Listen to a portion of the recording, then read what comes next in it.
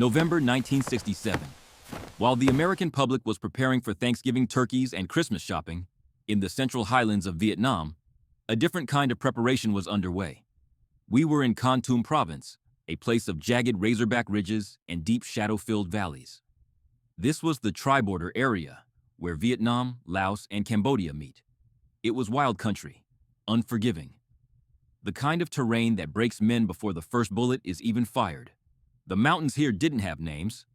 They only had numbers, representing their height in meters. Hill 1338, Hill 1416, and the one that would become etched in black on the memorial walls. Hill 875. Intelligence reports started trickling in during October. The sensors were picking up movement, massive movement. The North Vietnamese Army, the NVA, was pouring 4 entire regiments into the area. That's 6,000 men. These weren't local guerrillas in black pajamas carrying rusty bolt action rifles. These were the elite. The 24th, 32nd, 66th, and 174th Regiments. They wore khaki uniforms, steel helmets, and carried brand new AK-47s and B-40 rocket launchers. They were regulars, disciplined, hard, and looking for a fight. General Westmoreland thought this was an opportunity. He believed the NVA was trying to capture the district capital of Dak To. He saw it as a chance to use American firepower to crush them in a classic set-piece battle. He sent in the best he had: the 4th Infantry Division, the 1st Cavalry, and the Sky Soldiers, the 173rd Airborne Brigade. The 173rd were proud. They were paratroopers.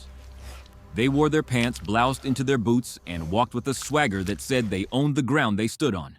They had a saying, "If you want it done, send the herd." But they had no idea what was waiting for them up in those hills. The NVA hadn't just marched in. They had been there for months. While we were patrolling the valleys, they were hollowing out the mountains. They built complex bunker systems that would make a structural engineer jealous. They used thick logs, layered with 3 feet of dirt, then bamboo, then more dirt. These bunkers were connected by tunnels and communication trenches. They were invisible from the air and immune to artillery. They cleared fields of fire, lanes through the bamboo where they could shoot, but you couldn't see them until you were 2 feet away. And most importantly, they controlled the high ground. In warfare, the high ground is everything. To fight them, we had to climb. Climbing a mountain in the Central Highlands is a physical torture. The slopes are 45 to 60 degrees steep. The jungle is double canopy or triple canopy, meaning the sun never hits the ground. It is always twilight. The vegetation is thick with wait-a-minute vines, bamboo thorns, and leeches. You are carrying 80 pounds of gear. Your lungs burn. Your legs shake. You pull yourself up by grabbing roots and rocks. And all the while, the enemy is sitting at the top, rested, aiming down at you. The Battle of Dak To wasn't one fight. It was a series of brutal, violent clashes on a dozen different hilltops. But as the days turned into weeks, the focus narrowed down to one ridgeline. The radio chatter became frantic. Companies were making contact and getting chewed up, but the NVA weren't retreating. They were staying. They were digging in. They wanted us to come up. It was a trap. And with the arrogance of a superpower, we walked right into it. On the morning of November 19th, the order came down for the 2nd Battalion of the 173rd Airborne, specifically Companies C and D, to take Hill 875. It sounded like just another hill, just another number on a map. The men were already exhausted. They had been humping the boonies for weeks without a hot meal or a shower. Their uniforms were rotting off their bodies. Their feet were covered in jungle rot.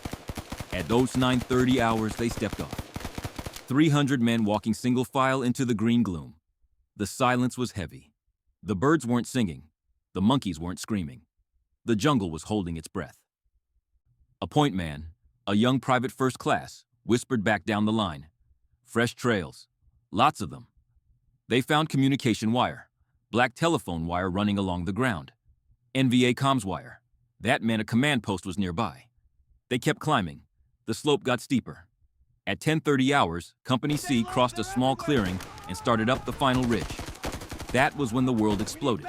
It wasn't a few shots. It was a wall of lead. The NVA had set up a classic L-shaped ambush. They let the lead platoon walk right past their hidden bunkers. Then they opened fire from the front and the flank simultaneously. Machine guns, RPGs, and Chi-Com grenades rained down on the paratroopers. The lead platoon was wiped out in seconds. Men dropped where they stood, cut to ribbons before they could even raise their rifles. Contact! Contact front! We are pinned down. The screams on the radio were drowned out by the roar of AK-47s. Captain Kaufman, the company commander, tried to maneuver his men, but there was nowhere to go. To the left was a sheer drop. To the right was a wall of enemy fire. They were in a bowling alley, and the NVA were rolling grenades down the lane. The Marines and paratroopers tried to assault the bunkers.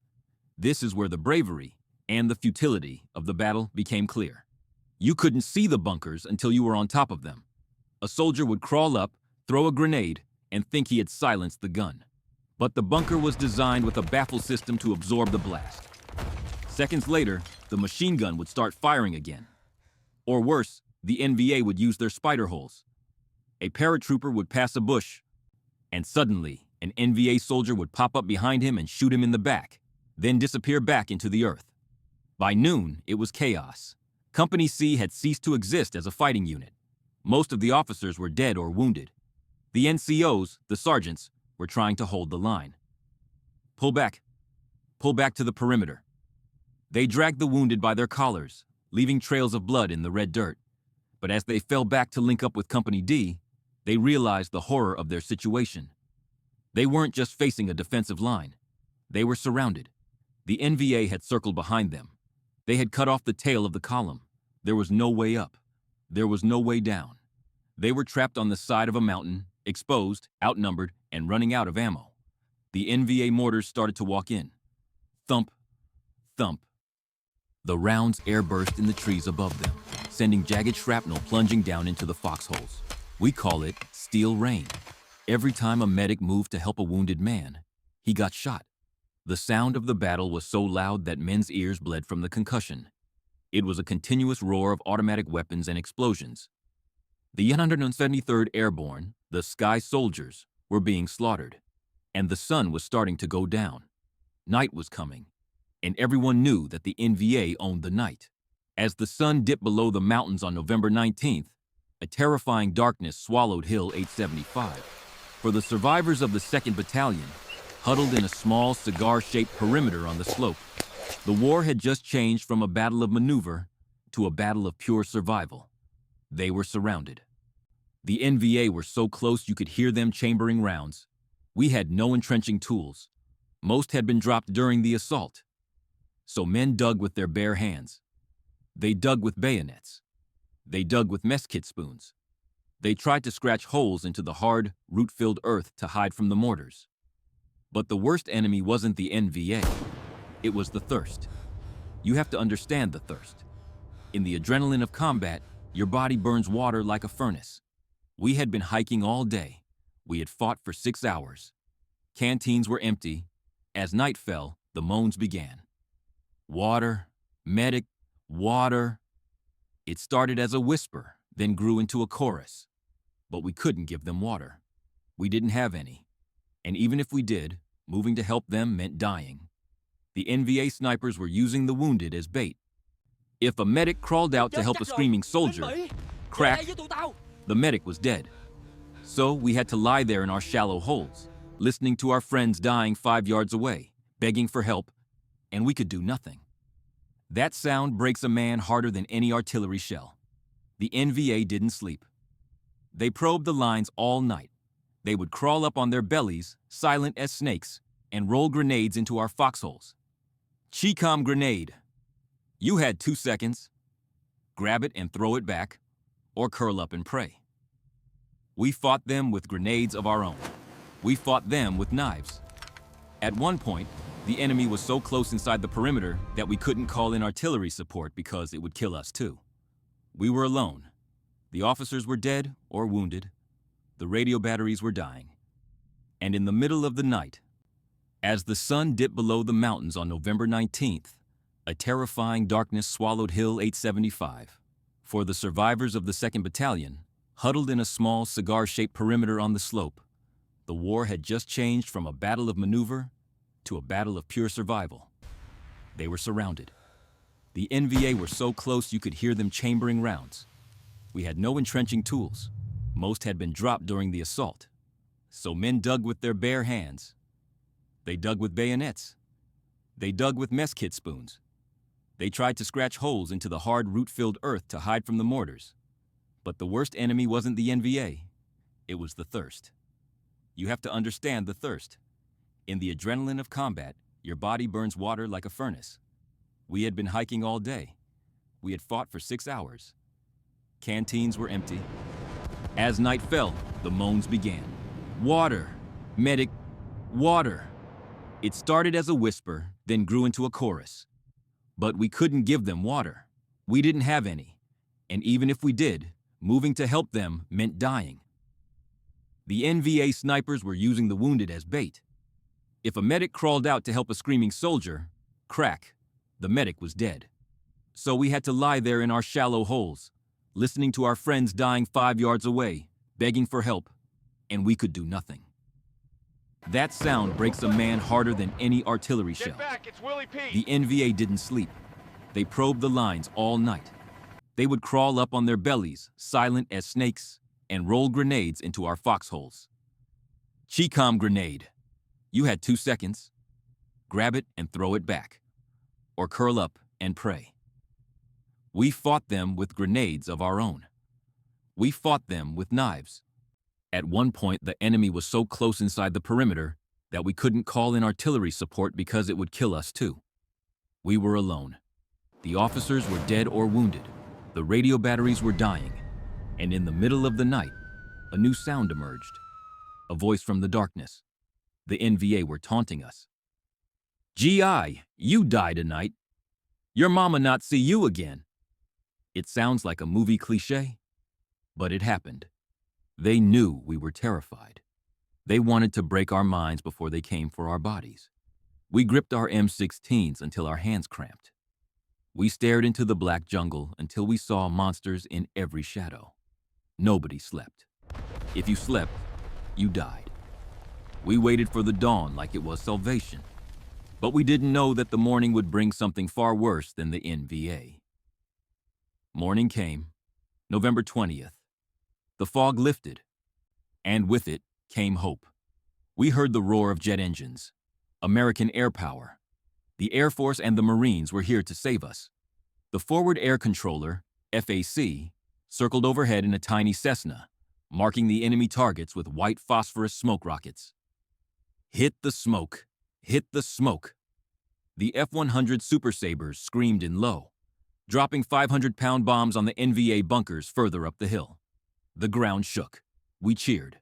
Finally, the heavy stuff was pounding them. But the jungle is a tricky place. From the air, everything looks the same. Just an endless sea of green. And the NVA were hugging our lines, hugging the belt. So close that the pilots couldn't distinguish friend from foe.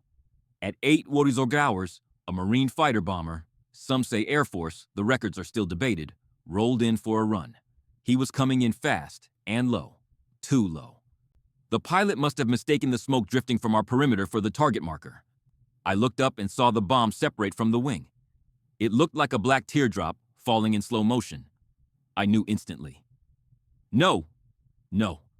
Pull up. It was a 500-pound bomb. And it wasn't falling on the NVA. It was falling directly into the center of our command post. The explosion was apocalyptic. It didn't just kill, it erased. The command post, where the medics were working on the wounded, where the few remaining officers were planning the defense, where the radio operators were screaming for help, was vaporized. 42 men were killed instantly. 45 more were wounded. In a split second, nearly half of the surviving force was wiped out by our own bomb. The shockwave collapsed our foxholes. The heat singed our eyebrows. But the silence that followed was the worst. There were no screams at first. Just a stunned, ringing silence. Then, the chaos. Men were walking around in a daze, bleeding from the ears, crying, looking for their buddies. I saw a sergeant sitting on the ground, holding his helmet, staring at a crater where his squad used to be. He wasn't crying. He was just shaking his head, over and over again. The NVA saw the explosion. They knew what happened. They cheered. And then they attacked. They sensed blood. They swarmed up the hill, trying to overrun us while we were broken. If we had been regular soldiers, we might have surrendered. But we were paratroopers. The survivors, wounded, deafened, heartbroken, grabbed their weapons. They are coming. Get on the line. We fought with a rage that I have never seen before or since. We fought not for the hill, not for the flag, but for the brothers we had just lost. We killed anything that moved in the brush. We held the line. But inside, we were hollow. The bomb had taken more than our lives. It had taken our trust. The sky, which was supposed to be our savior, had become our executioner. For 2 more days, we held on. We drank rainwater pooled in muddy craters. We scavenged ammo from the dead. Finally, reinforcements arrived. The 4th Battalion of the 173rd fought their way up the hill to link up with us. When they saw us, they stopped. They looked at our hollow eyes, our torn uniforms, the piles of bodies wrapped in ponchos. They looked at us like we were ghosts. On November 23rd, Thanksgiving Day, the final assault began. We were going to take the top of Hill 875 once and for all. This time, we didn't walk. We crawled behind a wall of flamethrowers and artillery. The Zippo teams burned the bamboo. The artillery walked a rolling barrage just 50 meters ahead of us. We stormed the crest. We were screaming, firing, ready to tear the enemy apart with our bare hands. But when we got to the top, there was nothing. The bunkers were empty. The NVA had slipped away in the night. They had escaped into Cambodia, leaving behind only a few bodies to delay us.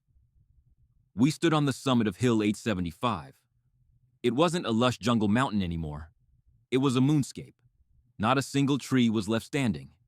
The ground was churned into gray powder by thousands of bombs and shells. It smelled of sulfur, rotting flesh, and napalm. We had taken the hill, but we had lost 115 men killed and 253 wounded to get it. Was it worth it? That afternoon, the helicopters flew in. They brought something special. Hot turkey, gravy, cranberry sauce, pumpkin pie. It was Thanksgiving. The cooks set up a chow line on the charred summit, right next to the rows of body bags waiting to be flown out. It was the most surreal, grotesque scene of the war. We sat in the dirt, plates of turkey on our laps, surrounded by death. I tried to eat. The food tasted like ash. I looked at the turkey, then I looked at the poncho covering my best friend. I couldn't swallow. Most of us just threw the food away. We didn't want to celebrate. We just wanted to leave. A few days later, the Army abandoned Hill 875. We walked away. We gave it back to the jungle. Within a month, the grass had grown back. Within a year, the NVA were back on top of it. The Battle of Dak To was a tactical victory. We killed a lot of enemy soldiers. We stopped them from taking the town. But for the men of the 173rd Airborne, Hill 875 wasn't a victory. It was a tomb. It taught us the hardest lesson of Vietnam. You can conquer a mountain, but you can't conquer the ghost of the man standing next to you who didn't make it down. Thank you for watching this episode of Beneath the Metal. The story of Hill 875 is a reminder of the brutal cost of war and the brotherhood of those who fight it. Please subscribe and honor the memory of the Sky Soldiers.